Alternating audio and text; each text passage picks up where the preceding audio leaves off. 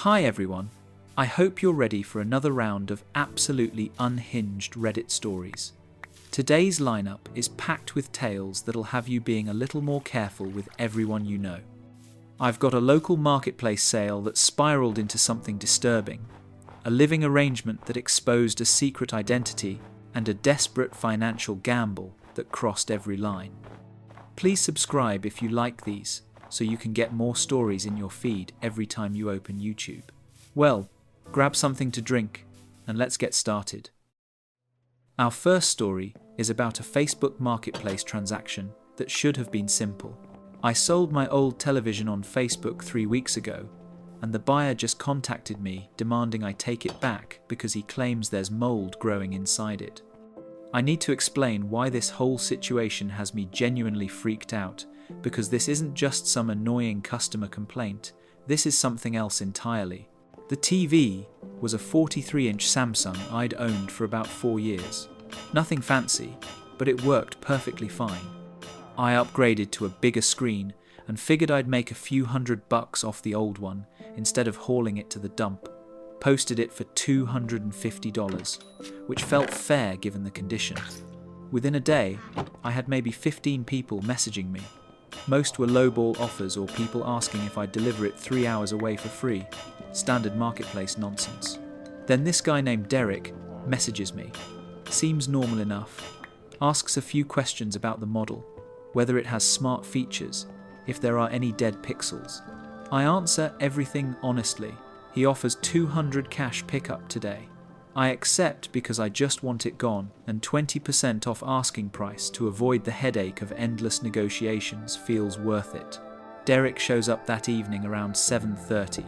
He's probably mid-40s, drives a newer Honda, dressed in business casual like he just got off work. We make small talk while I help him load the TV into his trunk. He tests it before he leaves, turns it on, cycles through the inputs, checks the picture quality. Everything looks good. He hands me 10 $20 bills. We shake hands. He drives off. Total interaction maybe 20 minutes. Completely unremarkable. That was 3 weeks ago. Yesterday, I get a message from Derek. Not through Marketplace, but from a different Facebook account. That should have been my first warning sign, but I didn't think about it at the time. The message says he needs to return the TV because when he opened it up to clean the dust, he found mold growing on the circuit boards inside. He's claiming the TV is a health hazard and demanding a full refund plus an additional $100 for his time and the cleaning supplies he bought. I read this message sitting at my kitchen table, and my immediate reaction was confusion. Why would anyone open up a TV to clean it? You don't do that. You wipe down the screen and maybe dust the vents with compressed air. You don't unscrew the back panel and start poking around inside unless you're trying to repair something or you're, I don't know, a technician. And the TV worked fine when he tested it. If there was mold severe enough to be a health hazard, there would have been performance issues. Discoloration, weird smells, something. I messaged back asking why he opened the TV in the first place. His response came fast, too fast. He said he always opens electronics to clean them thoroughly because he has allergies. He sent me 3 photos of the inside of a TV with what definitely looked like white and black fuzzy growth on various components. But here's the thing, the TV in the photos wasn't mine. I know this because my Samsung had a distinctive scuff mark on the bottom left corner of the frame from when I knocked it off the entertainment center 2 years ago. The TV in his photos was pristine, no scuff mark. Also, the serial number sticker, visible in one of his photos, didn't match the serial number I'd written down when I first listed it. This is when I started getting suspicious. I told him the TV in the photos wasn't the one I sold him. He immediately got defensive, started saying I was calling him a liar, said he'd contact Facebook and report me for selling hazardous goods, threatened to leave reviews on every local sales group warning people about me. The aggression was sudden and disproportionate. I didn't respond right away. Instead, I did something I probably should have done before agreeing to the sale. I looked up his profile. The account messaging me was barely 2 months old. 3 friends. 2 photos, both generic landscape shots. Definitely a burner account. I searched his name and found 6 other Derek accounts in my area, all with similar patterns. Sparse profiles, recent creation dates, a handful of mutual friends with each other, but nobody else. Then I started searching Facebook Marketplace for posts about mold in electronics. I found dozens of complaints from sellers in my city and surrounding areas over the past 6 months. Different people, different items, but the same basic story. Someone buys a TV, laptop, gaming console, or monitor. 2 to 4 weeks later, they claim there's mold inside and demand a refund plus extra money for cleaning or disposal. Most sellers just blocked the buyer and moved on, but a few people mentioned filing police reports for attempted fraud. One seller posted screenshots of messages where the buyer accidentally sent photos of a completely different device than what they'd purchased. Another seller, who happened to be an electronics repair technician, explained that the mold in the photos was artificially cultivated, probably by leaving damp paper towels inside a broken device for a week or 2. The growth patterns were wrong for natural mold exposure. It was staged. I felt my stomach drop. This was a scam, not a sophisticated one, but effective enough that Derek, or whoever he actually was, had probably gotten away with it multiple times. Buy used electronics cheap, fabricate evidence of hidden damage, pressure the seller into a refund by threatening their reputation, pocket the difference, and repeat. The TV I sold him was probably listed on Marketplace right now under a different account. I screenshot everything. The messages, the photos, the serial number discrepancy, the posts from other sellers. Then I responded to Derek. I told him I knew the TV in his photos wasn't mine, that I had documentation proving it, and that if he contacted me again, I'd be filing a police report for attempted fraud. I blocked both of his accounts. He didn't take that well. Over the next 3 days, I got messages from 4 different Facebook accounts. All claimed to be friends or family of Derek. All said he just wanted his money back and I was being unreasonable. One account, supposedly his wife, said their kid was getting sick from the mold and they'd already spent $600 on air purifiers. Another account threatened to sue me in small claims court. The messages were clearly all written by the same person, same typing style, same grammatical errors, same weird spacing. I reported every account to Facebook. Then I did something maybe stupid but felt necessary. I posted in the local sales group warning people about this scam. I didn't use Derek's name, but I described the situation and attached the screenshots with faces and personal info blurred out. The response was immediate. 23 people commented within an hour saying they'd experienced the same thing. 15 others tagged friends warning them. 3 people recognized the photos of the moldy TV and confirmed it was the same device used in scams against them. Turns out Derek, or whatever his real name was, had been running this for at least 8 months.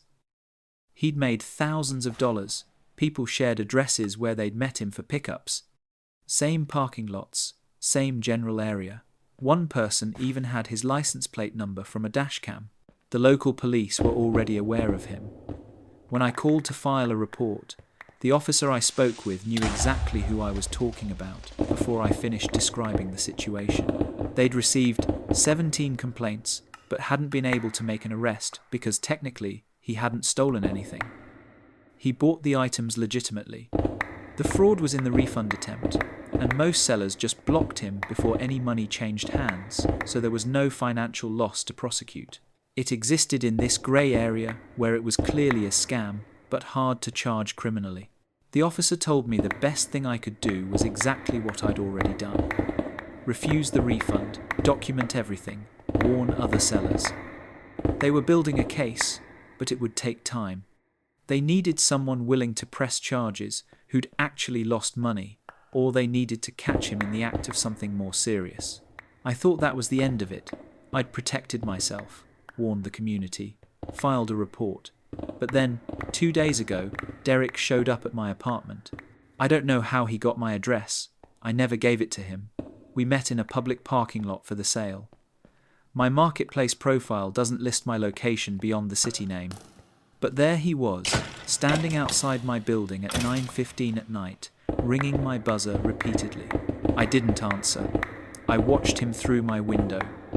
He stood there for maybe 10 minutes, occasionally looking up at the building, checking his phone. Then he left.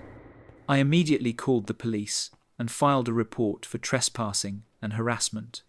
They sent an officer to take a statement, but Derek was gone by the time they arrived. The officer told me to keep my doors locked, don't engage if he comes back, call 911 immediately if he shows up again. She also mentioned that they'd had reports of him becoming more aggressive recently. Another seller had their car keyed after refusing a refund. Someone else had their business review bombed by fake accounts. The scam was escalating into something darker. I haven't slept well since then. I keep checking the street outside my apartment. I've started parking my car in a different spot every night. I bought a deadbolt for my door and a video doorbell camera. Over a $200 TV sale, the financial aspects stopped mattering a week ago. Now I'm genuinely concerned about this guy's mental state and what he might do.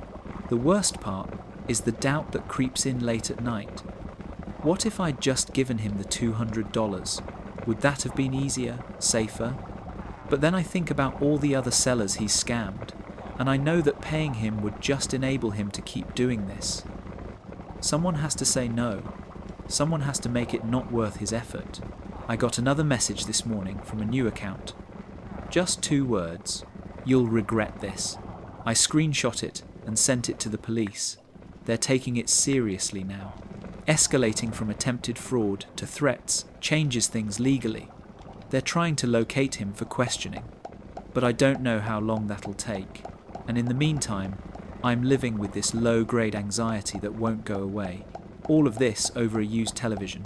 I've sold probably 30 things on Marketplace over the years and never had a single problem. Random chance put me in contact with someone running a scam that I happened to notice because of one missing scuff mark in a photo. If I'd been less observant or more conflict averse, I might have just refunded him to make it go away. Instead, I called him out, and now I'm dealing with consequences I never anticipated. People keep telling me I did the right thing. That standing up to scammers helps everyone, and intellectually, I know that's true. But emotionally, I'm exhausted. I'm frustrated that the system makes it so hard to hold people like Derek accountable. I'm angry that I have to be the one looking over my shoulder when I'm the victim here. And I'm tired of the mental energy this is consuming. That's the end of that story. Sometimes doing the right thing costs more than you expect. This next one is about boundaries I never thought I'd have to set. I need to talk about why I'm currently looking for a new place to live, and why my former housemate probably thinks I'm the biggest jerk alive. This whole situation has me questioning whether I overreacted or if I was completely justified, and I need to get it off my chest. 6 months ago, I moved into a 3-bedroom house with 2 other guys, Marcus and Jason. We found each other through a housing group online. None of us knew each other beforehand. The rent was reasonable, the location was convenient, and after a quick meet and greet, where everyone seemed normal enough, we signed a year lease. Marcus worked in IT, Jason did something with marketing. I'm a grad student. On paper, we were compatible. For the first few months, everything was fine. We had a chore rotation, split utilities evenly, stayed out of each other's way. Jason was gone a lot for work. Marcus kept to himself mostly, spent a lot of time in his room, gaming or watching stuff. Standard roommate situation, no drama. Then I started noticing small, weird things. Nothing alarming, just odd. Marcus would sometimes wear this really elaborate silver necklace with a wolf pendant. The kind of jewellery that looked expensive and meaningful, not something you'd casually throw on. He'd wear it around the house, but take it off before leaving. I figured it was sentimental, didn't think much of it. He also had these really specific decorating preferences. Lot of forest and wilderness artwork, a throw blanket with wolves on it, a mug with a fox, again not weird on its own. Plenty of people like nature themes. but it was the consistency that started to feel notable. The thing that actually made me suspicious happened about 3 months in. I came home early from campus one day because a lecture got cancelled. I walked in the front door and heard music playing upstairs. Not unusual. But as I climbed the stairs, I realized the music was coming from Marcus's room, and it sounded like drums and chanting, ritualistic almost. And I could hear Marcus moving around in there, like dancing or something. I went to my room, didn't think too much of it. People listen to weird music, people dance in their rooms, whatever. But then the next week, I came home at a similar time and heard the same thing. And the week after that. It became this pattern I started noticing. Marcus had these specific blocks of time when he was home alone. And during those times, he'd play this music and move around his room in a way that made the floorboards creak rhythmically. I'm not proud of this, but curiosity got the better of me. One day, when Marcus was at work, I knocked on his door to borrow a phone charger. He'd told me before that I could grab his spare if I needed it. The door was unlocked. I opened it. His room looked normal at first glance. Bed, desk, computer setup. But then I noticed the closet was partially open, and inside I could see something that made me stop cold. It was fur. A lot of fur. At first I thought maybe he had a really elaborate Halloween costume stored in there, but this wasn't Halloween stuff. This was detailed and expensive looking. I could see part of a head with ears, realistic eyes, an articulated jaw. I backed out of the room immediately, didn't take the charger, went back to my room with my heart pounding. I sat there trying to process what I'd seen. Marcus was a furry. That's what this was. The wolf jewelry, the animal artwork, the music and movement, the costume in the closet. He was a furry, and he was keeping it secret from Jason and me. Now, I want to be clear about something. I don't have a problem with furries as a concept. People have hobbies. People have communities. People express themselves in different ways. Live and let live. That's my general philosophy. But something about discovering this secret in my own house, where I lived and ate and existed in shared space with this person, made me deeply uncomfortable. Not because of the furry thing itself, but because of the secrecy. We'd been living together for 3 months. We'd had conversations about our lives, our interests, our backgrounds. Marcus had never mentioned anything about this. And this wasn't some minor hobby he forgot to bring up. This was clearly a significant part of his identity. The costume alone probably cost thousands of dollars. This was something he spent time and money and energy on, and he'd actively hidden it from us. I started thinking about all the little things differently. The times he'd been evasive about his weekend plans. The packages that arrived, addressed to a name that wasn't Marcus. The fact that he always locked his door, even when he was just going downstairs for 5 minutes. He'd been lying by omission this entire time, and now that I knew, I couldn't unknow it. The rational part of my brain kept saying it didn't matter. So what if he dressed up as an animal character sometimes? That didn't affect me. That didn't change our living situation. But the emotional part of my brain couldn't let it go. I felt like I'd discovered I was living with someone I didn't actually know. Like the person I thought was my housemate was actually a performance, and the real Marcus was someone else entirely. I didn't say anything for about a week. I tried to act normal, but it started affecting how I interacted with him. I'd tense up when we were in the kitchen together. I'd make excuses to not hang out when he suggested watching a movie. I caught myself analysing everything he said, looking for other things he might be hiding. It became this obsessive spiral. Then, one night, Marcus came home wearing the wolf necklace. He was in a good mood, talking about his day. And I just broke. I asked him directly what the necklace meant. He got quiet. Said it was just jewellery. I told him I'd seen the costume in his closet. I didn't mean to say it so bluntly, but it came out before I could stop myself. The look on his face, I've never seen someone's expression change that fast. He went from friendly to completely shut down in seconds. He asked why I was in his room. I explained about the charger, but that sounded weak even as I said it. He told me I had no right to go through his stuff. I agreed, but said he had no right to lie about who he was when we were living together. It turned into an argument, not a screaming match, but a tense back and forth where both of us said things we probably shouldn't have. He said his personal life was none of my business. I said that when you live with someone, major parts of your identity are their business because it affects the living environment. He asked how it affected me at all. I didn't have a good answer to that, not one that sounded reasonable out loud. Eventually, he just said he'd stay out of my way and I should stay out of his. We avoided each other after that. But the tension in the house was unbearable. Jason noticed immediately and asked what happened. I gave him a vague explanation about a disagreement. Jason tried to mediate, suggested we all sit down and talk it out, but neither Marcus nor I wanted that. 2 weeks of this awkward Cold War, and I realized I couldn't do it anymore. Not for another 6 months, not until the lease ended. I couldn't live in a house where I was constantly aware of this hidden aspect of my housemate's life, and where he knew I knew and resented me for it. The house had become this space filled with unspoken resentment and discomfort. So I gave Marcus an ultimatum. I told him one of us needed to move out.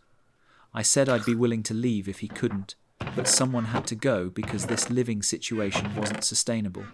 He stared at me for a long time, then asked if I was seriously trying to force him out of his own home because of what he did in his private time. I said no. I was trying to solve a problem that was making both of us miserable. He called that a cop-out. But here's the thing, he agreed. He said if living with him was that unbearable for me, he'd find somewhere else. He'd be out by the end of the month. He said it calmly, but there was this undercurrent of anger and disappointment that made me feel like garbage. Jason was furious when he found out, said I was being unreasonable and intolerant, said Marcus hadn't done anything wrong and I was forcing him out over a hobby. I tried to explain it wasn't about the hobby, it was about the dishonesty and the discomfort. But Jason wasn't buying it. He said I was making excuses for what was basically discrimination. That word hit me hard. Discrimination. Was that what this was? I kept telling myself it wasn't. I didn't have a problem with furries as people. I had a problem with the specific dynamic in our house. But when I tried to articulate that distinction, it sounded flimsy. It sounded like I was splitting hairs to avoid admitting something ugly about myself. Marcus moved out 2 weeks ago. He found a place with some friends, packed his stuff, and left without much ceremony. We exchanged maybe 10 words during his final days there. Jason barely speaks to me now. The house feels empty and tense in a different way. I've been doing a lot of thinking about what happened, about whether I handled it right, about what my actual problem was. And I think the honest answer is that I was uncomfortable with something I didn't understand, and instead of dealing with that discomfort like an adult, I made it Marcus's problem. I made him leave because I couldn't handle my own reaction to his private life. People keep asking me if I regret it. I don't know how to answer that. I regret how I handled it. I regret giving him an ultimatum instead of trying to work through my discomfort. I regret invading his privacy in the first place. But do I regret him leaving? I don't know. The house is more peaceful now, but it's also a constant reminder that I made someone feel unwelcome in their own home over something that, in retrospect, really didn't affect me at all. That's the end of that story. Sometimes the discomfort is ours to deal with, not theirs to fix. Our next story is about the lengths we'll go to when backed into a corner. I did something last month that I'm still processing. I'm not proud of it. I'm not looking for validation or judgment. I just need to say this out loud because keeping it inside is eating me alive. I'm a 28-year-old woman working 2 jobs and barely keeping my head above water, and 4 weeks ago, I found myself in a situation where I had to choose between financial ruin and doing something I knew was wrong.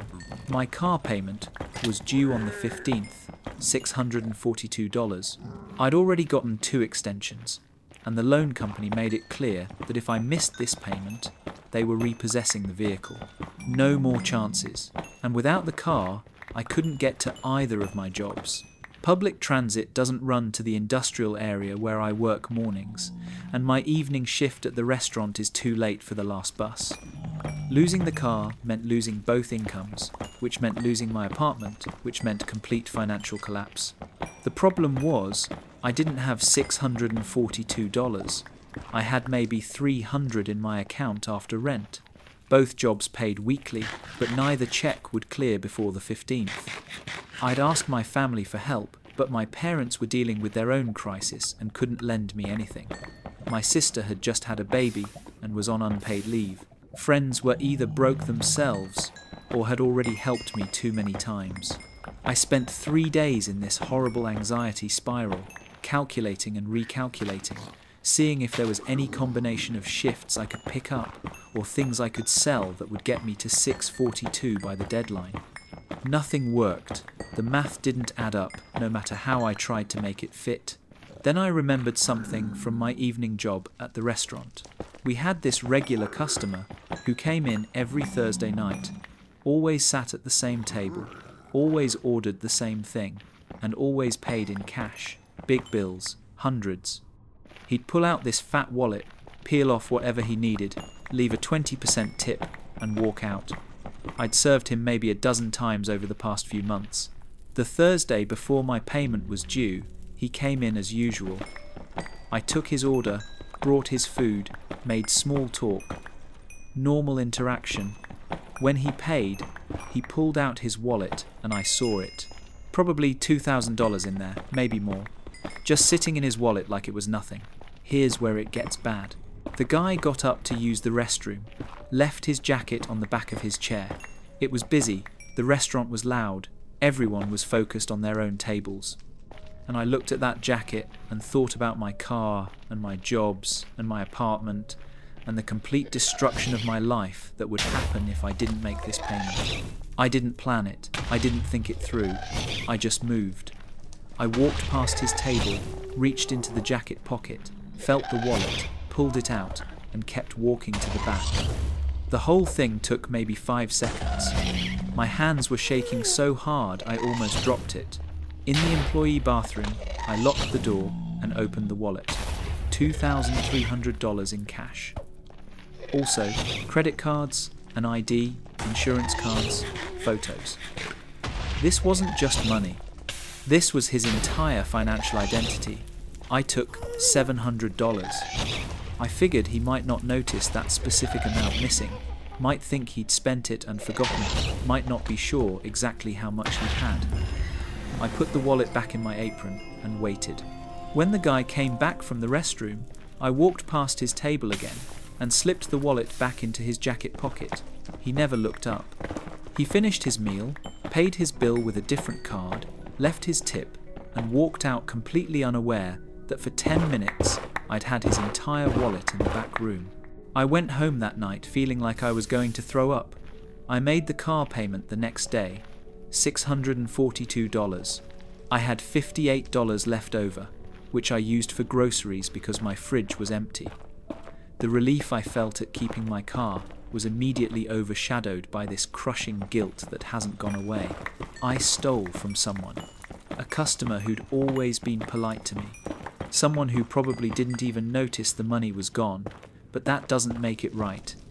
I justified it to myself in the moment, told myself it was survival, told myself he had plenty and wouldn't miss it, but those justifications feel hollow now. The worst part is he kept coming back. Every Thursday, same table, same order. I've served him 3 times since then. Each time, I have to smile and act normal while knowing what I did. He tips well, makes conversation, treats me like a human being, and I robbed him. I've thought about giving the money back, slipping an envelope into his jacket with a note. But how would I explain where it came from? How would I admit what I did without destroying my job and potentially facing criminal charges? And honestly, I don't have the money to give back anymore. I used it. It's gone into my survival budget. I'd have to steal from someone else to return what I stole from him, which is absurd. I've also thought about confessing to my manager, to the police, to the guy himself. But what would that accomplish? It would make me feel better temporarily, sure, but it would also cost me my job, possibly get me arrested, and still wouldn't change what I did. The guilt would still be there, just with additional consequences stacked on top. So I'm trapped in this weird limbo where I know I did something unforgivable, where I'm getting away with it, and where the getting away with it somehow feels worse than if I'd been caught. Because if I'd been caught, at least there would be accountability. At least there would be a clear path forward. This way, I just carry it around, this knowledge of what I'm capable of when desperate. The thing that really messes with me is that I'd do it again.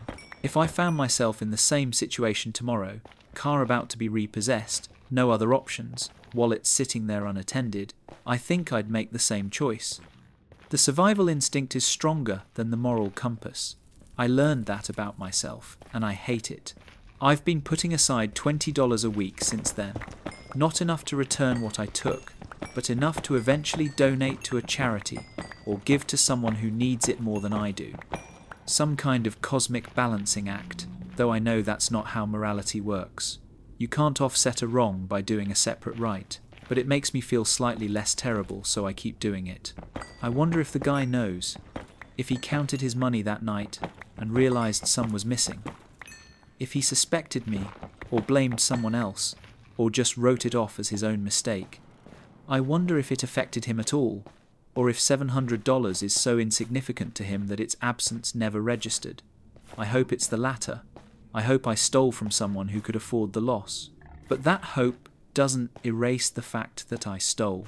That's the end of that story. Desperation doesn't justify our choices, it just explains them. Our next story is about unexpected grace. This is going to sound smaller than the other stories people share, less dramatic, but it's the one that matters most to me personally. 3 years ago, a stranger helped me in a way that seemed minor at the time but ended up changing the entire trajectory of my life. I think about this person regularly, and I've never been able to thank them properly.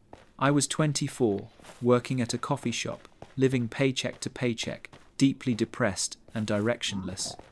I dropped out of college 2 years earlier because I couldn't afford it and couldn't focus anyway. My relationship had ended badly. My family was disappointed in me. I was stuck in this cycle of waking up, going to work, coming home, sleeping, repeat. No goals, no plans, no hope that anything would get better. The coffee shop where I worked was in a business district.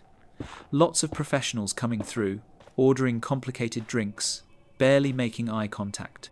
I was invisible to most of them, just the person who made their latte. That was fine. I preferred being invisible. There was this one regular who came in every morning around 8:15. Older guy, maybe late 50s, always dressed well, always polite. He'd order a medium black coffee, exact change ready, smile and thank me, then leave. No small talk, no requests for extra attention, just a pleasant, efficient transaction. I appreciated that about him.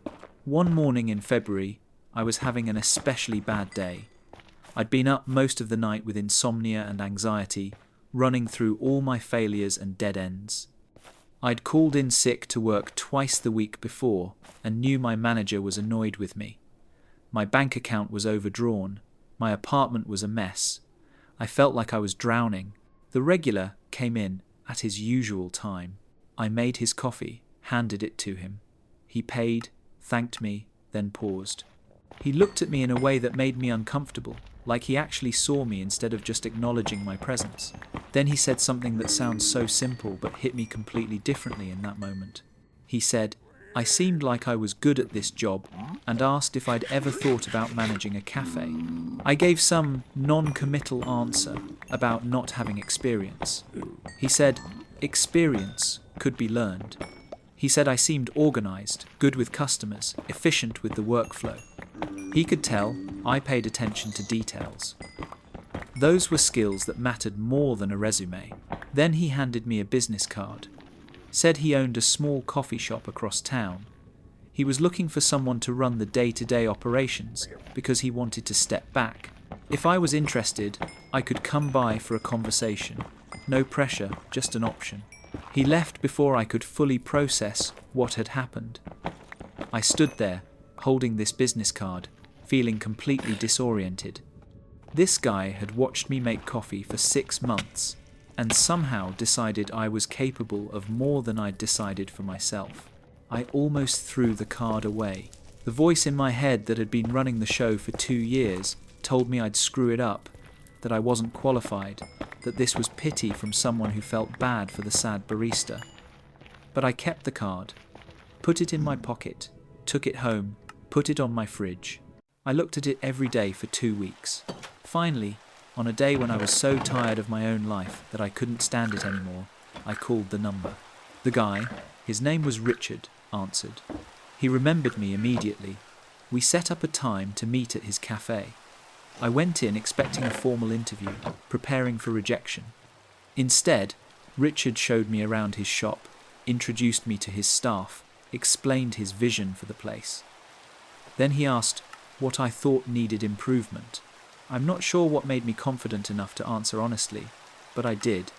I pointed out inefficiencies in the layout, suggested changes to the menu that might increase margins, mentioned that the morning rush seemed bottlenecked by the single register system.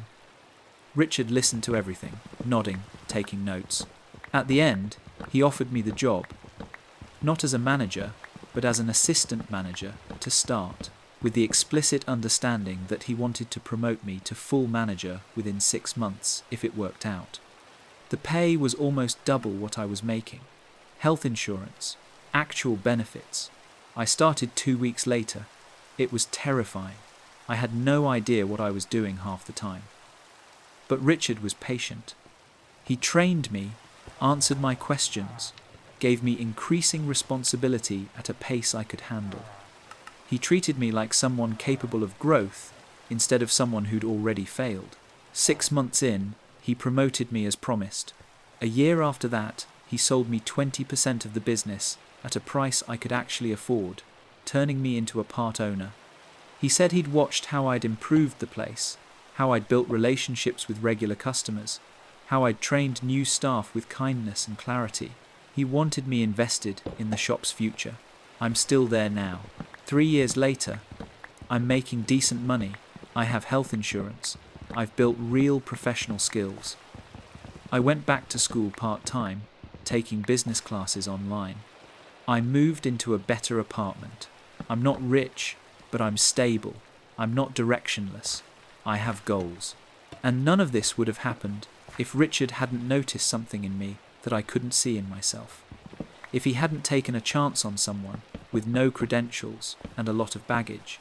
If he hadn't offered me that card. The thing I think about most is how small his gesture must have seemed to him, giving a business card to someone who seemed capable. That probably took him 30 seconds of effort. He probably didn't think about it again until I called. But for me, that 30 seconds was the difference between staying stuck in that depressive cycle and finding a way out. I've tried to thank Richard properly multiple times. He always brushes it off, says I did the work, he just opened a door.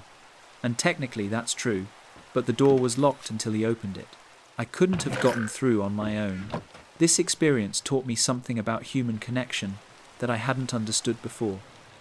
We think help has to be big to matter. We think making a difference means grand gestures or significant sacrifice. But sometimes the most impactful thing someone can do is notice you and believe you're capable of more than you believe about yourself. I try to do that now in my own life. Notice people, see potential in them, offer opportunities when I can. I hired a kid last year who reminded me of myself at 24, lost and directionless but trying. I've been mentoring him the way Richard mentored me, trying to pay forward what was given to me.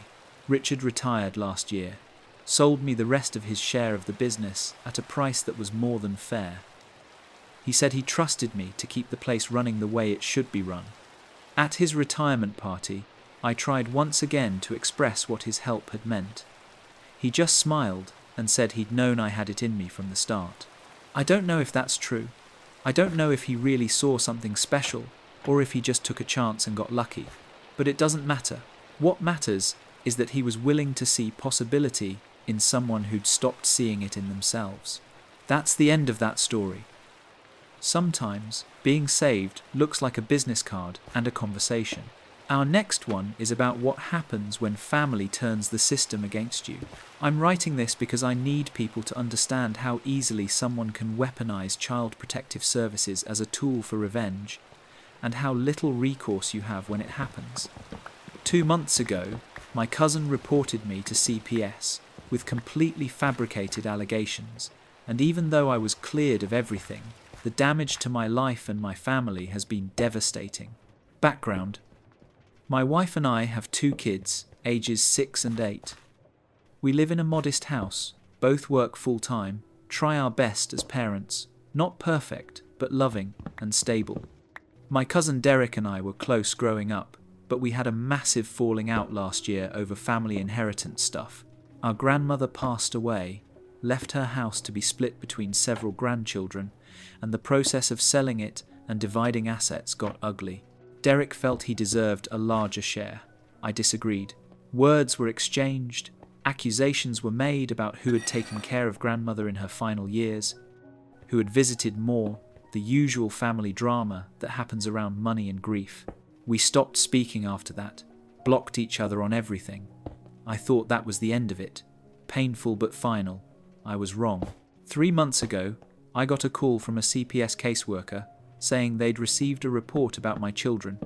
Someone had called in saying my kids were being neglected, that the house was filthy and unsafe, that my wife and I were substance users, that my 8-year-old had come to school with bruises, that there was no food in the house. Multiple specific allegations that painted us as unfit parents. My stomach dropped hearing this. I told the caseworker none of that was true. She said she understood this might be shocking, but they had to investigate every report. She'd be coming to our house the next day to do a home visit and speak with the children. I was panicking.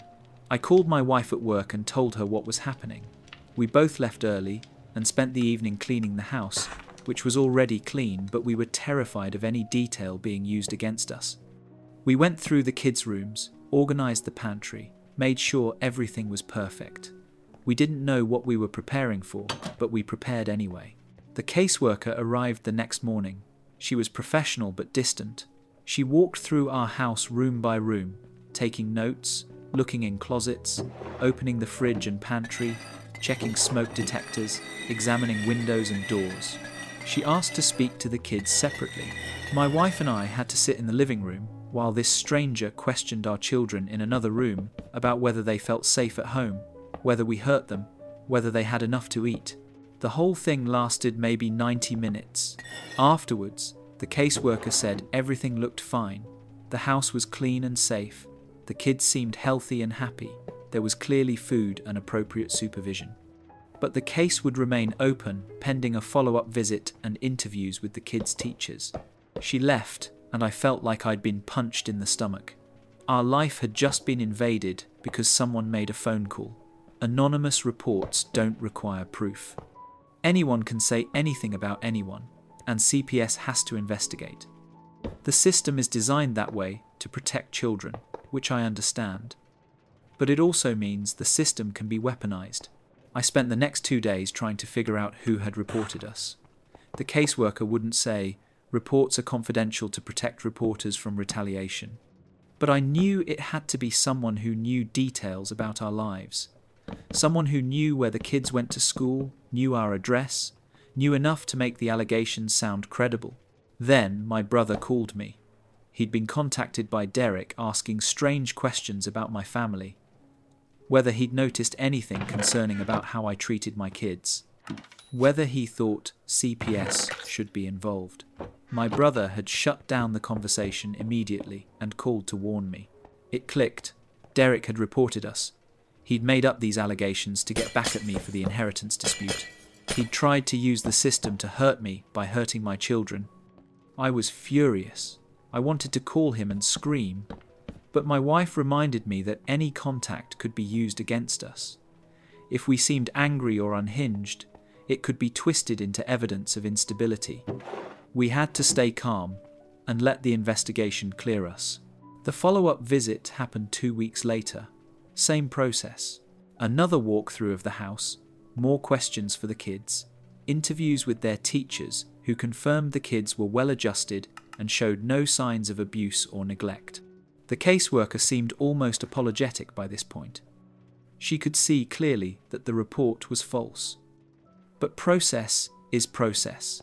After a month, the case was officially closed, unfounded. We were cleared completely. But the psychological damage was done. My kids knew that a stranger had come to our house to ask if their parents hurt them. My 8-year-old started having nightmares. My 6-year-old became clingy and anxious about my wife and I leaving for work. They didn't understand why this had happened, and I didn't know how to explain it in a way that wouldn't scare them more. My wife developed anxiety that took weeks to start fading. She'd jump every time the phone rang, convinced it was CPS calling back with new allegations.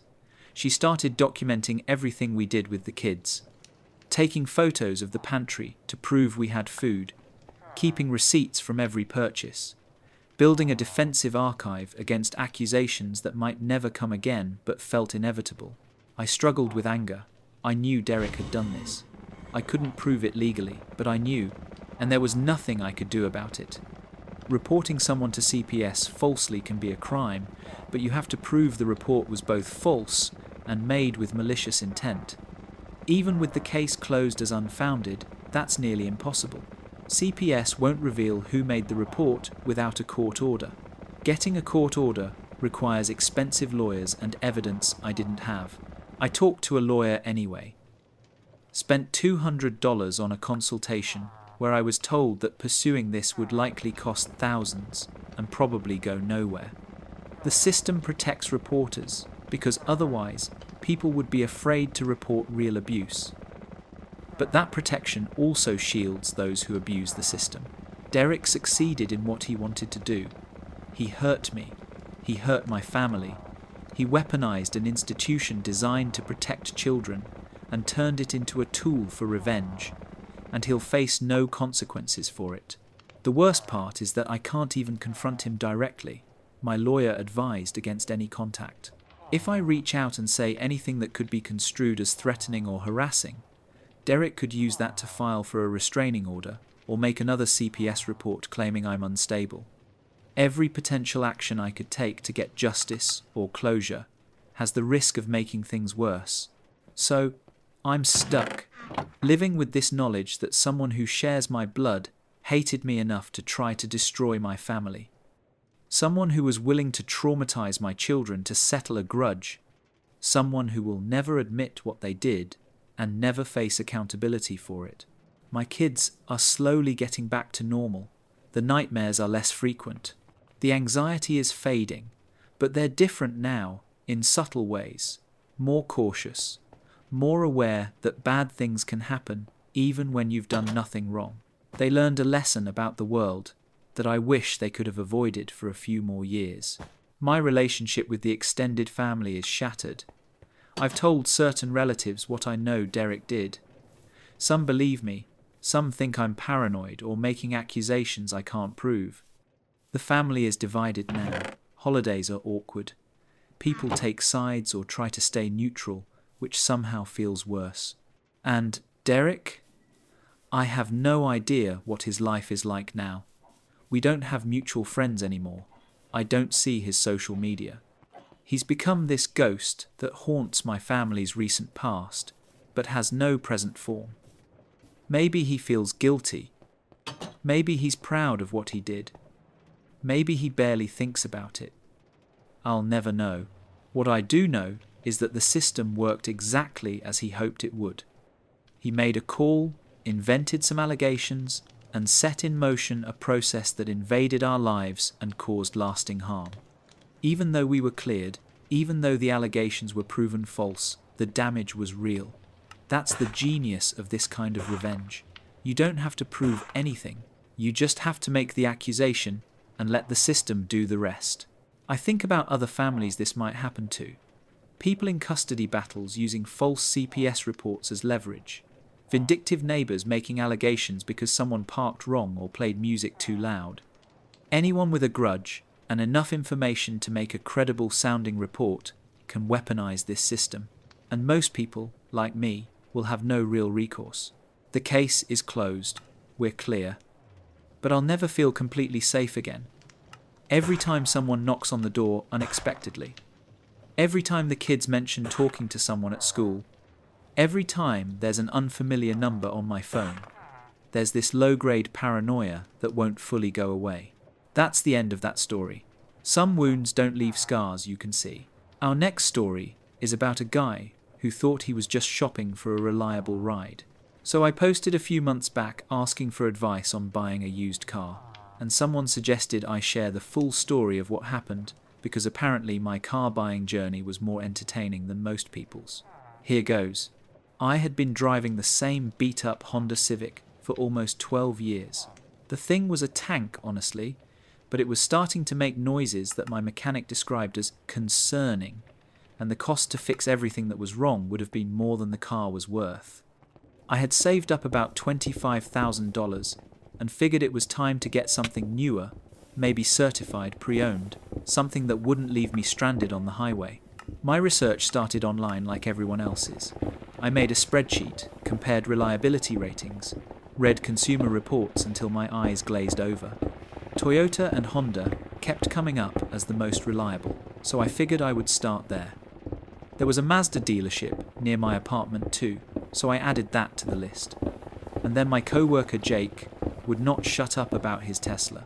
Every single day it was something new about autopilot or the charging network or how he never had to go to gas stations anymore.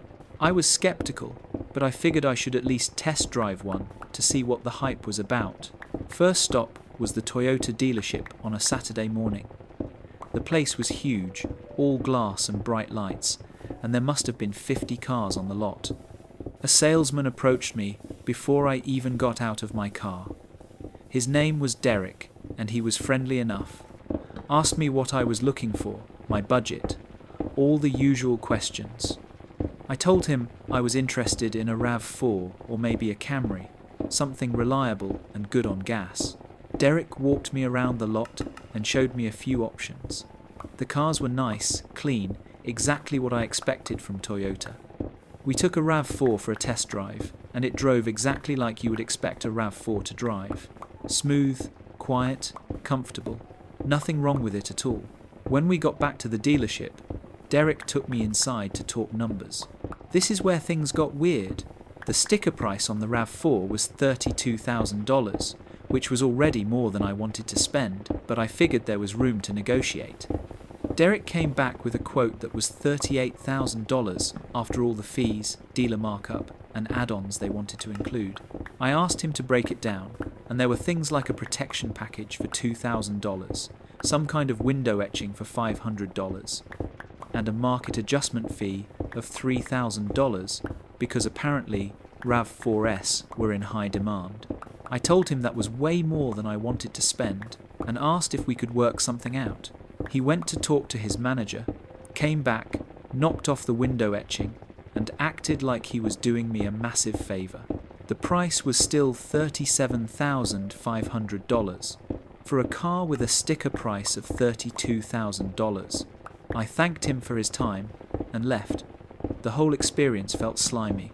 I understand dealerships need to make money, but the markup was excessive and the pressure to add unnecessary packages was annoying.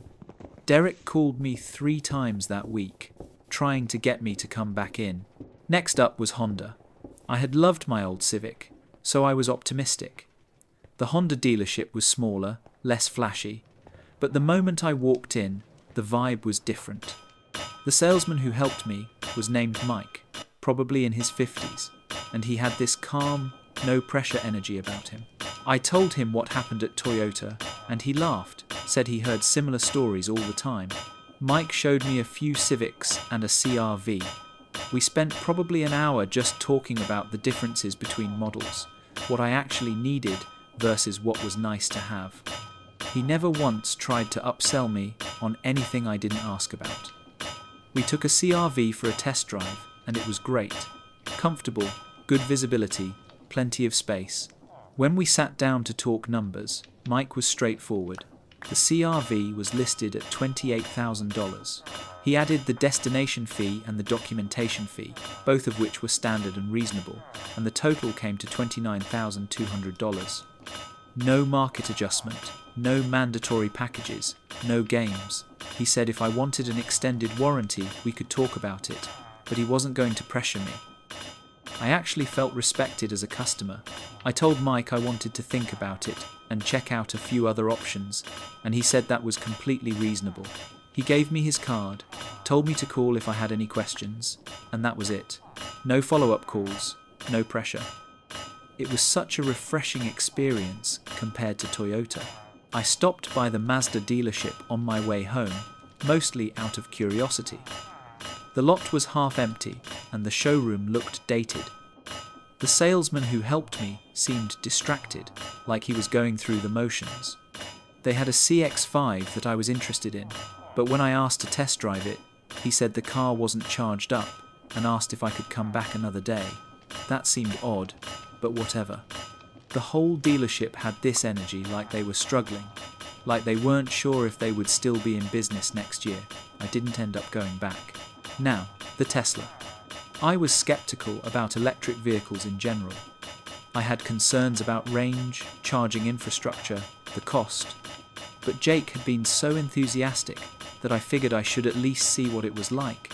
I made an appointment at the Tesla showroom, which was nothing like a traditional dealership. It was minimal, modern, almost like an Apple store. There was no salesman in the traditional sense. A woman named Rachel greeted me, but she wasn't pushy or salesy at all. She asked what I wanted to know about Tesla and answered my questions. Then she handed me the keys to a Model Y and told me to take it for a test drive by myself. No salesman riding along, no scripted route. Just drive it and see what I thought. I got in the car and immediately felt like I was in something from the future. The giant touchscreen in the center, the minimalist interior, the quietness. I pulled out of the parking lot and the acceleration was unlike anything I had ever experienced. It was instant, smooth, powerful. I drove on the highway, through neighborhoods, on back roads. The autopilot feature was wild. The car could literally steer itself, adjust speed, change lanes. It felt like science fiction. When I got back, Rachel asked what I thought. I told her I was impressed but concerned about charging. She pulled up a map on the screen, showing all the charging stations in my area. There were way more than I expected, including several superchargers on my regular routes. She also explained that most Tesla owners charge at home overnight and rarely need to use public chargers unless they are on a road trip. Then we talked price. The Model Y was $52,000. That was significantly more than I had planned to spend. But Rachel explained the federal tax credit and state incentives that would bring it down to around $44,000. She also broke down the savings on gas and maintenance. No oil changes, no transmission, fewer brake replacements because of regenerative braking. Over 5 years, the total cost of ownership would be comparable to the Honda CR-V. I went home and did the math. She was right. The upfront cost was higher, but the long-term savings were real, and the driving experience was so much better than anything else I had tested. The technology, the performance, the convenience of charging at home. It felt like I would be driving something from 2030, while everyone else was still in 2025. I slept on it for a few days, kept going back and forth. The Honda made logical sense. It was reliable, affordable, exactly what I needed. But the Tesla made me excited. I couldn't stop thinking about it. Finally, I called Rachel and told her I wanted to move forward with the Model Y. The buying process was completely online. No sitting in a dealership for hours, no back and forth with managers, no surprise fees. I configured exactly what I wanted on the website, submitted my trade-in information for the Civic, and got approved for financing in like 20 minutes. The price I saw online was the price I paid. No games, no markup, no nonsense. 3 weeks later, they delivered the Model Y to my apartment. A guy drove it over, spent 30 minutes showing me how everything worked, and then left. That was it. Easiest car buying experience of my life. I have had the car for 4 months now, and I absolutely love it. The range anxiety I was worried about never materialized. I charge it in my garage overnight and wake up to a full battery every morning.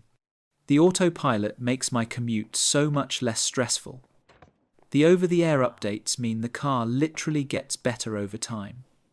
Last month, they pushed an update that improved the range and added new features. People ask me all the time if I would buy another gas car, and the answer is no. Not because I am some environmental warrior, although the environmental benefits are nice, but because driving an electric car is just better. It is faster, quieter, cheaper to run, and more convenient. Going back to a gas car would feel like a downgrade. The whole experience taught me that sometimes the thing that seems too expensive or too different is actually the better choice. The Toyota dealership wanted to charge me $38,000 for a worse experience. The Honda was great, but still traditional. The Tesla was more upfront, but delivered something genuinely different. If you are in the market for a car, do yourself a favor and test drive an electric vehicle.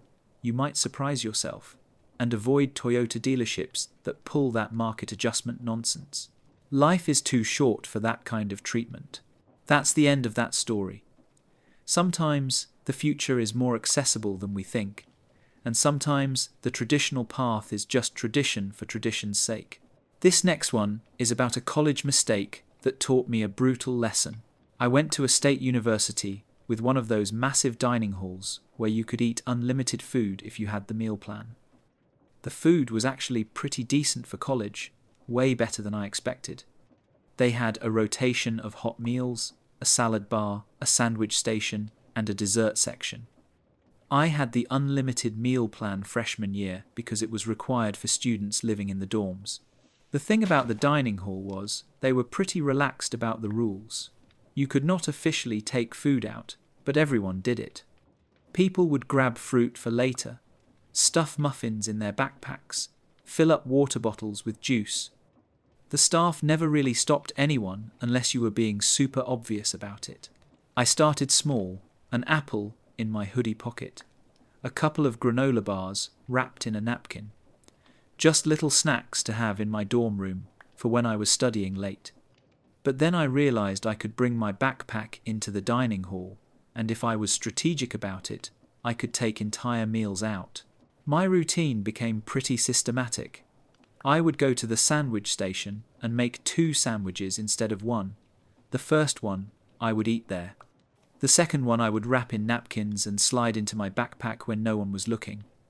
Sometimes I would grab chips, cookies, whatever was portable. I justified it by telling myself I was already paying for the unlimited meal plan, so technically this food was mine anyway. I was just time shifting when I ate it. This went on for months. I probably took food out 3 or 4 times a week. It felt like I had figured out a system. Free meals whenever I wanted them, and I didn't have to spend my limited money on snacks from the convenience store. My roommate knew what I was doing and thought it was hilarious. He started doing it too. The sandwiches I took were usually turkey or ham with lettuce, tomato, cheese, mayo. Nothing fancy, but they were filling and free. I would keep them in the mini fridge in my dorm room and eat them later that night or the next day. Sometimes they would sit there for 2 days before I got around to eating them. One Thursday in March, I made my usual 2 sandwiches at the dining hall. Turkey, Swiss cheese, lettuce, tomato, mustard, mayo. I ate one there and took the other one back to my dorm. I put it in the fridge and forgot about it because I ended up going out with friends that night. Friday, I was busy with classes and studying. The sandwich stayed in the fridge. Saturday morning, I woke up hungry and remembered I had the sandwich.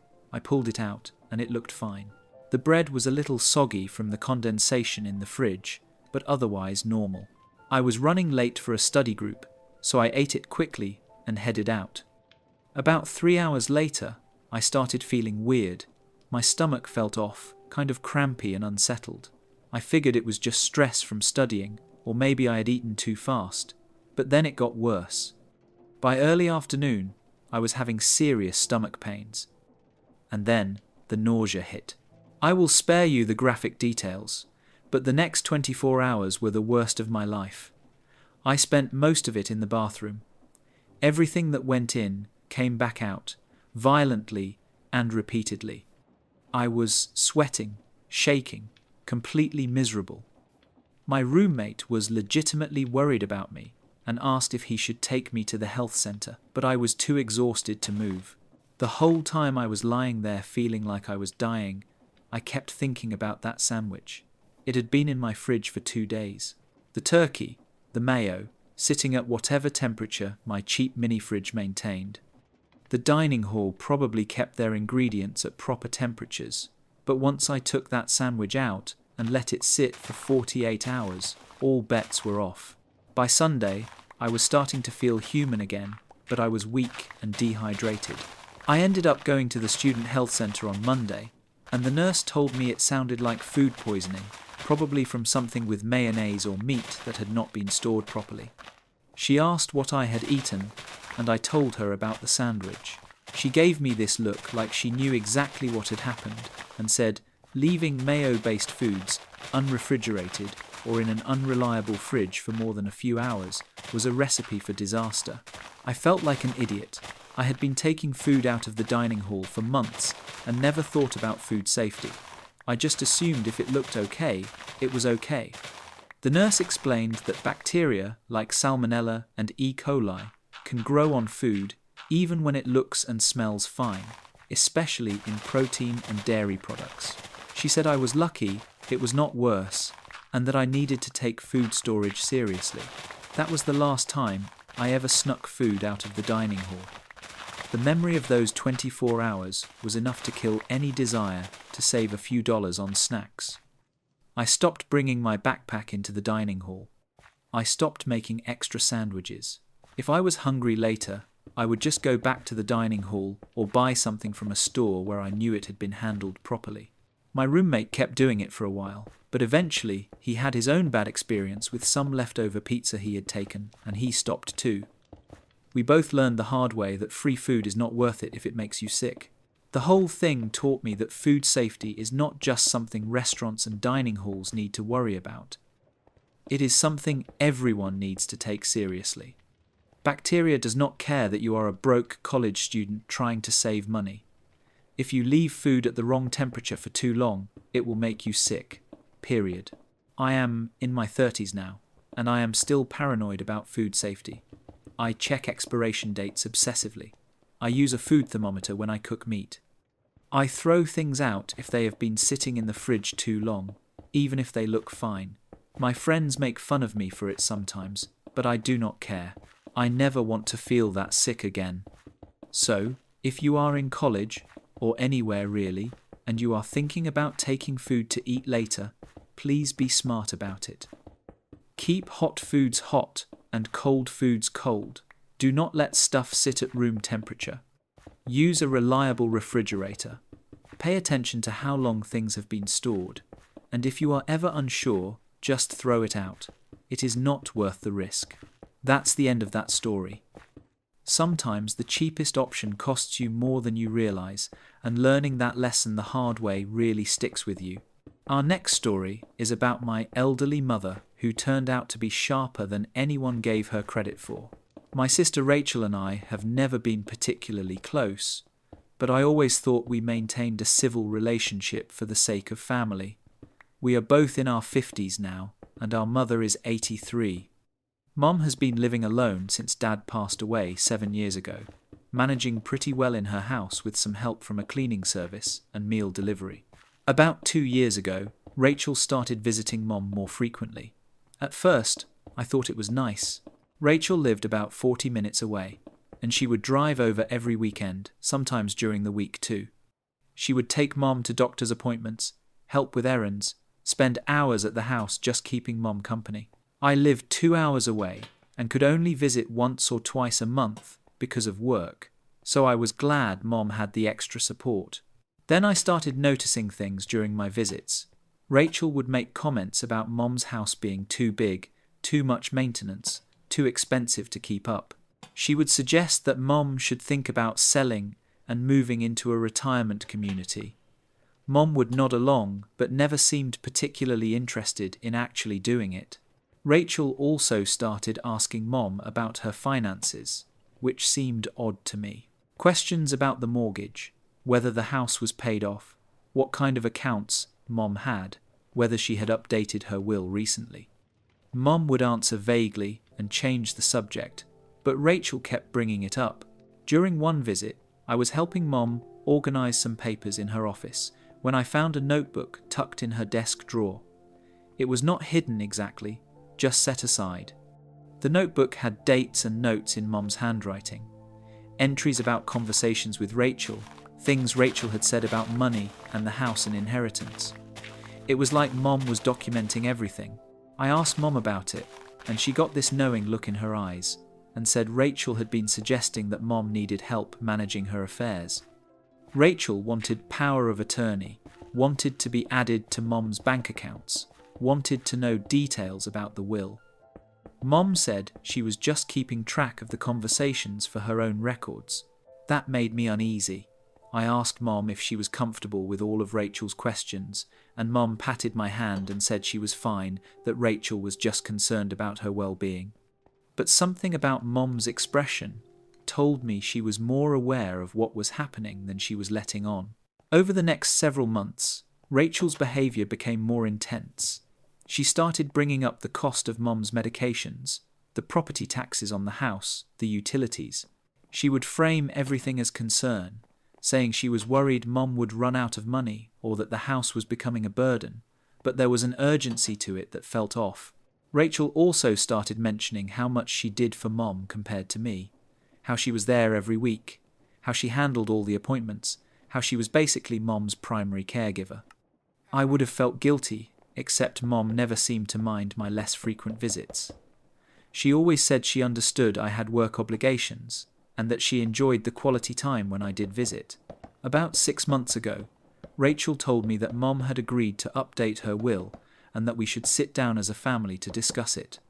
Rachel suggested that since she was doing so much more of the caretaking, it would be fair if the inheritance was split unevenly to reflect that contribution.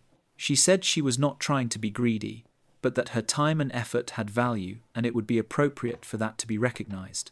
I told Rachel I thought Mom should decide how to handle her estate without input from us, that it was her money and her choice. Rachel got defensive and said I was being naive, that of course we should have input, that this was about fairness and family dynamics.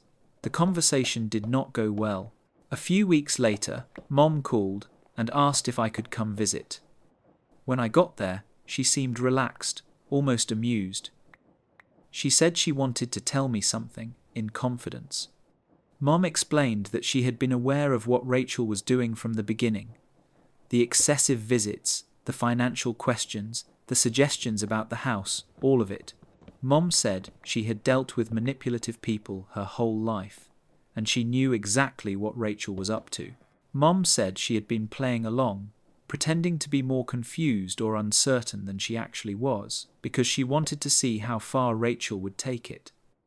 She kept that notebook to document everything.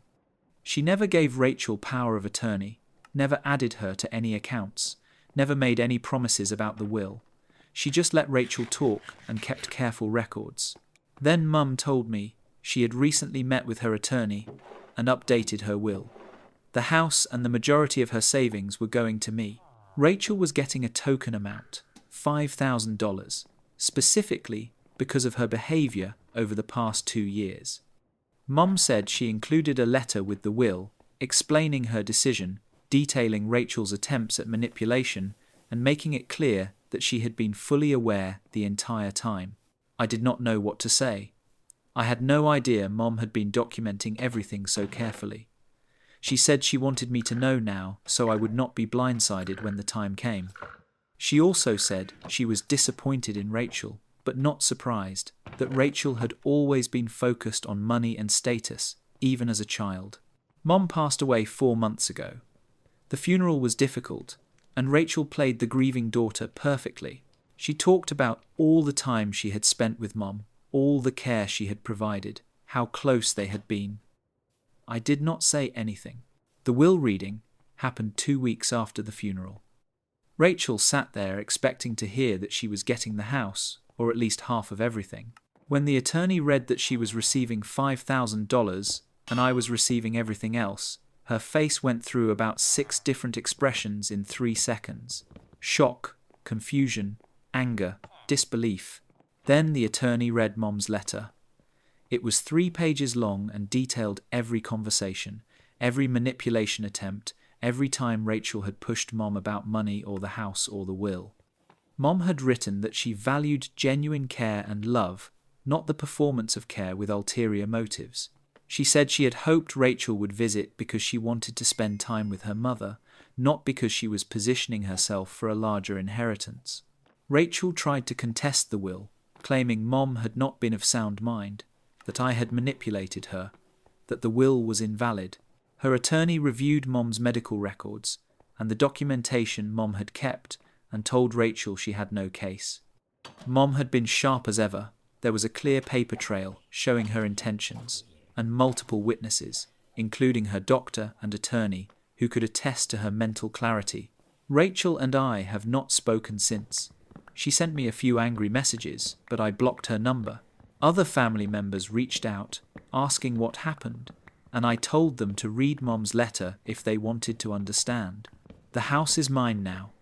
I visit it sometimes and sit in Mom's office where I found that notebook. I think about how Mom knew exactly what was happening and let Rachel believe she was getting away with something, all while carefully documenting everything. Mom could have confronted Rachel at any point, but instead she waited and let the truth reveal itself in the most definitive way possible. That's the end of that story. Sometimes the people we underestimate are actually 10 steps ahead, and patience can be the most powerful response to manipulation. This next story is about an email that made me question everything about my job. I had been working at a mid-size marketing firm for about 3 years. My boss, Greg, had hired me right out of grad school, and I always thought we had a good working relationship. He gave me increasingly complex projects, praised my work in meetings, and told me I had a bright future at the company. I trusted him. The team was small, maybe 15 people total, and we all worked pretty closely together. Greg managed 5 of us directly, and we reported to him on everything. He had this mentality that he needed to be copied on every email, included in every decision, kept in the loop at all times. It was a little micromanagey, but I figured that was just his management style. One afternoon, in November, I was at my desk working on a proposal when an email notification popped up. The subject line was about the upcoming performance reviews. I opened it, thinking it was a general message to the team about the review process or timeline. It was not. The email was from Greg to the director of HR and another senior manager. The first line was something about finalizing the performance review ratings for the team. I almost closed it, thinking I had been copied by mistake, but then I saw my name in the 3rd paragraph. My stomach dropped as I read what Greg had written. He said I was a solid performer but lacked the leadership qualities needed for advancement. He said I was too passive in meetings, did not take enough initiative, and was better suited for execution than strategy. He recommended I receive a standard cost of living raise, but no promotion or bonus this cycle. That alone would have been disappointing but understandable. What made it worse was the next part. Greg wrote that he had been telling me I was doing great because he did not want me to get discouraged and leave before he could transition some of my projects to other team members. He said I was useful in my current role, but that he had already identified someone else for the senior position I thought I was being groomed for. I read the email 3 times, each time feeling more sick. Every conversation I had with Greg over the past year suddenly looked different. The encouragement, the positive feedback, the talk about my future at the company, all of it had been calculated dishonesty.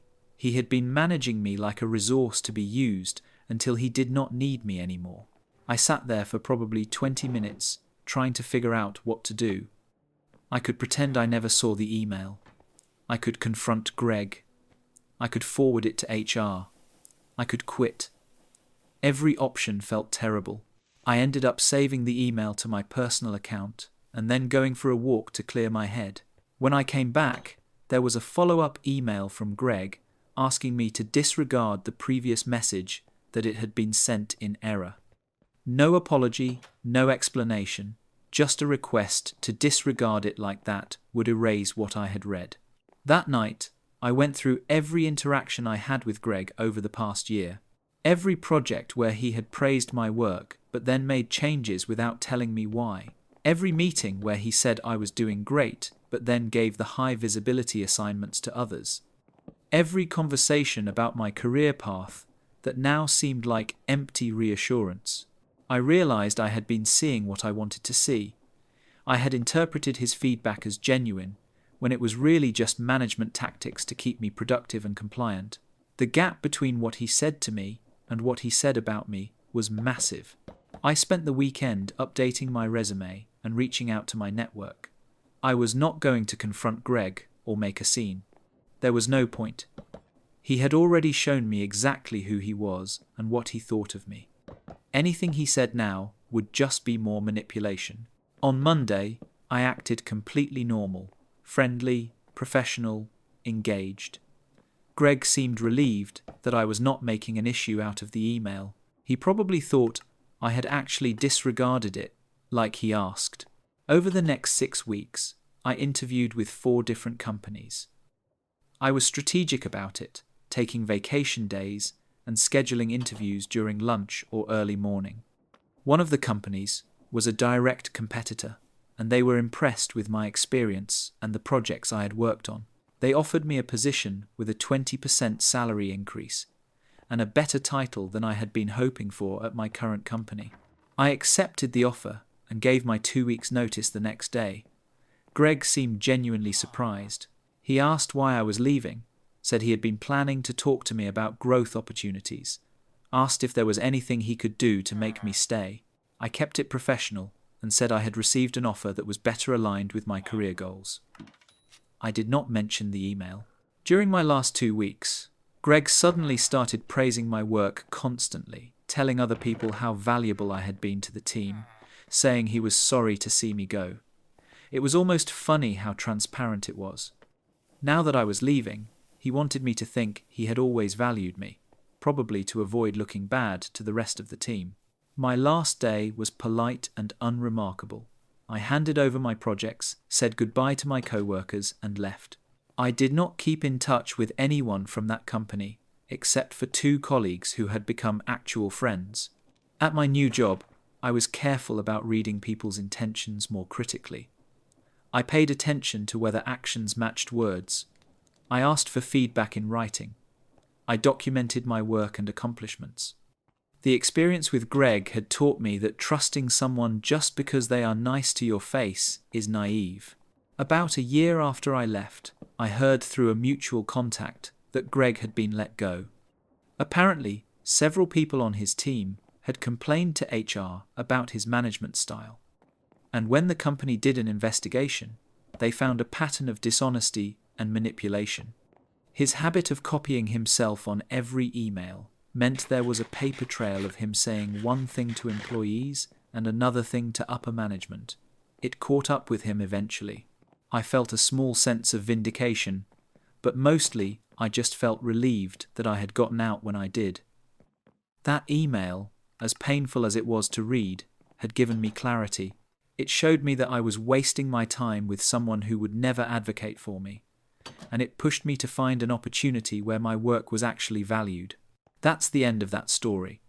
Sometimes the truth comes in the form of a mistake, and sometimes the best response is to quietly plan your exit rather than engage with people who have already shown you their true colors. Our next one is about a moment of temptation at a subway station. I was having one of those days where everything felt slightly off. My alarm did not go off, I spilled coffee on my shirt, I missed my usual train, and had to wait for the next one. just a series of minor annoyances that were adding up to general frustration. I work downtown, and my commute involves taking the subway during peak hours, which means crowds, delays, and the usual chaos of city transit. I was standing on the platform waiting for the train, scrolling through my phone, when I noticed something on the ground near my feet. A brown leather wallet just sitting there in the middle of the platform. People were walking past it, either not noticing or deliberately ignoring it. I looked around to see if anyone was obviously searching for something, but everyone was absorbed in their phones or staring at the arrival board. I picked it up. The wallet was nice, real leather, well worn but not falling apart. I opened it to see if there was any identification. There was a driver's license with a photo of a guy who looked to be in his early 40s. Dark hair, professional looking. His name was Michael Brennan. There were also a few credit cards, an insurance card, a gym membership, and folded up in the bill compartment, $46 in cash, 3 20s, and a 5 and a 1. My first thought was that I should try to return it. My second thought was that it was peak rush hour. The train was about to arrive, and I did not have time to track down a transit employee or figure out the lost and found procedure. I shoved the wallet in my jacket pocket and got on the train. During the commute, I kept thinking about that $46. I had gotten paid the week before, but money was tight. I had bills due. My grocery budget was stretched thin, and I had been eating the same boring meals for days because I could not afford to spend extra on lunch. That $46 would not solve all my problems, but it would buy me something decent for lunch instead of the leftover pasta I had brought from home. Maybe even lunch for a couple of days. I started rationalizing. The guy had credit cards, so it was not like losing the cash would ruin him. He probably had not even noticed the wallet was missing yet. And finding wallets in the subway was risky. People stole them all the time. I could take the cash and drop the wallet in a mailbox, and at least he would get his cards and ID back. That was better than nothing, right? By the time I got to my office, I had almost convinced myself that keeping the cash was reasonable. I sat at my desk and pulled out the wallet again. I looked at the driver's license, at Michael Brennan's face. He looked like a regular guy, someone's co-worker, someone's friend, maybe someone's dad. The license had an address in a neighborhood about 30 minutes from downtown. I went through the wallet more carefully. There was no phone number written anywhere, no business card with contact information, just the usual stuff everyone carries. I thought about just keeping the wallet in my desk and forgetting about it, but that felt cowardly. Then I remembered that most people have social media profiles that are searchable. I opened Facebook on my computer and typed in Michael Brennan along with the city name. Several profiles came up, but one of them had a profile picture that matched the guy on the driver's license. His profile was not private, and I could see enough information to confirm it was the same person. I sent him a message through Facebook, told him I had found his wallet at the subway station during morning rush hour, that everything was still inside, and asked how he would like me to return it to him. I included my work email so he could respond there if he preferred not to use Facebook. About 2 hours later, I got an email from him. He was extremely grateful, said he had been panicking all morning because he realized the wallet was missing and had no idea where he lost it. He had already cancelled his credit cards and was dreading having to replace his driver's license. He asked if he could meet me after work to pick it up. We agreed to meet at a coffee shop near my office at 6 p.m. I left work at 5:30 and walked over with the wallet. Michael was already there, and he stood up when he saw me. He thanked me repeatedly, checked that everything was still in the wallet, and seemed genuinely relieved. Then he pulled out his own wallet and took out 3 10s. He said he wanted to give me a reward for returning it, that most people would have just taken the cash or thrown the whole thing away. I initially told him it was not necessary, but he insisted. He said it was worth $30 to get his ID and cards back without having to deal with replacing everything. I took the money and thanked him. We talked for a few minutes, just small talk about the subway and how easy it is to lose things in the chaos of rush hour. He seemed like a nice guy, someone I could imagine being friends with under different circumstances. Then we went our separate ways. Walking home, I thought about how close I had come to just taking the cash. $46 had seemed significant when I was tempted, but $30 as a reward for doing the right thing felt better. Not because of the money itself, but because I had made a choice that let me feel good about myself. The whole situation made me think about how easy it is to justify small acts of dishonesty. I had spent almost 2 hours convincing myself that keeping the cash would be fine, that it would not really hurt anyone, that I deserved it somehow because I was the one who found the wallet. But the truth was, it was not my money. It belonged to someone who had lost something through no fault of his own, and returning it was the obvious right thing to do. I used the $30 to buy groceries that week. Nothing fancy, just some fresh vegetables and chicken, so I could make actual meals instead of eating pasta every night. It felt like a small reward for a small good deed, and that felt appropriate. The funny thing is, if I had taken the $46, I probably would have spent it and forgotten about it within a week. But returning the wallet is something I still think about. It reminds me that the person I want to be is someone who does the right thing even when it is inconvenient, even when no one would know if I did not, even when I could really use the money. I still see lost items sometimes on the subway or on the street. A glove, a phone, a bag. Most of the time, I do not stop because I am in a hurry or because someone else is closer. But when I can, I try to help. It costs me almost nothing, and it might mean everything to the person who lost something. That's the end of that story. Sometimes our character is tested in small, private moments, and the choice we make defines who we actually are versus who we want to believe we are. These stories remind us that the truth always has a way of revealing itself, whether through an unexpected email, a documented notebook, or a simple choice at a subway station. Sometimes wisdom looks like patience, sometimes it looks like planning your exit, and sometimes it looks like just doing the right thing when no one is watching. Thanks for sticking around until the end. If you enjoyed these stories, please subscribe for more, and comment below which one was your favourite. See you tomorrow for another round. Take care.